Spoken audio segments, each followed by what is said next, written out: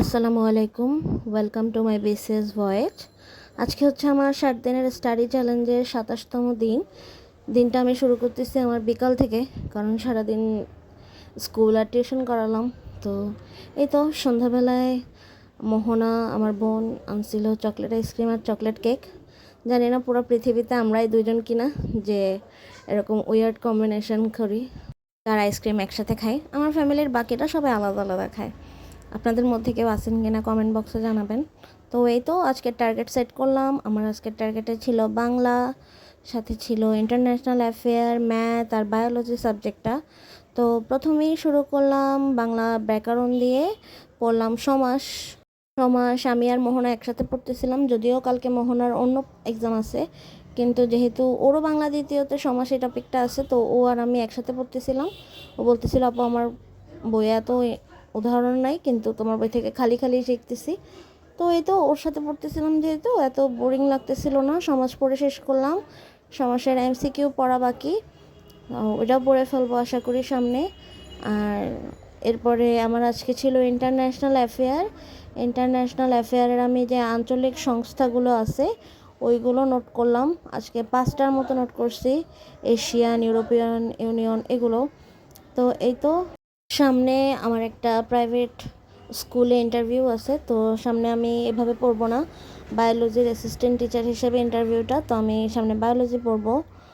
যদিও জানি না পরীক্ষায় কী টাইপের প্রশ্ন আসবে, এমসিকিউ আসবে নাকি রিটেন আসবে, তাও একটু হালকা প্রিপারেশন নেব।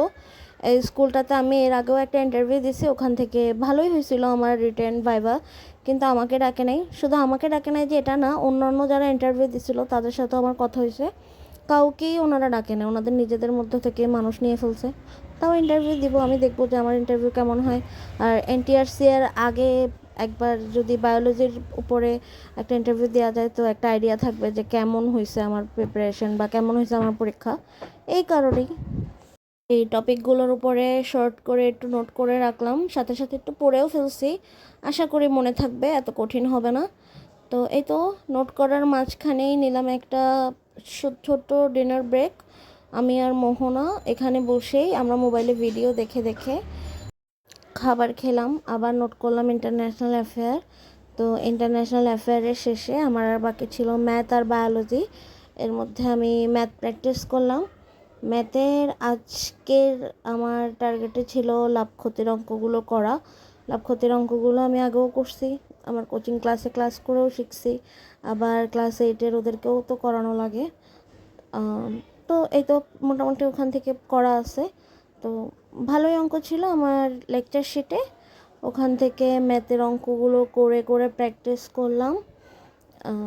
প্র্যাকটিস করতে কষ্ট এত একটা লাগতেছিল না, কিন্তু অনেক রাত হয়ে গেছিলো তখন, আমার চোখে অনেক ঘুম আসতেছিল। বলতে গেলে অঙ্কগুলো ঘুমের ঘরেই করলেও শেষ করতে পারছি।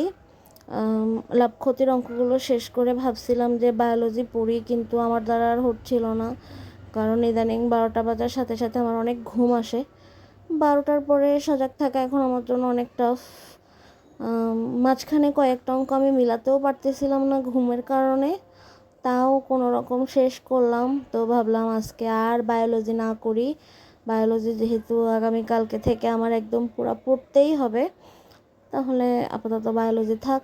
তো এই তো আমার টার্গেটে যে কয়টা সাবজেক্ট ছিল তার মধ্যে বায়োলজি আমি শেষ করতে পারি নাই, তাও মোটামুটি যা শেষ করছি সেটাই আমার জন্য অনেক। তো এই তো আজকের সব কিছু শেষ করলাম, টার্গেটগুলোকে একবার দেখে নিলাম যে কী শেষ করছি কী শেষ করে নাই। ভালোই গেল, একদম পড়ালেখা না করার চেয়ে তো কিছু করা বাকি। তো এই তো আজকে এই পর্যন্তই।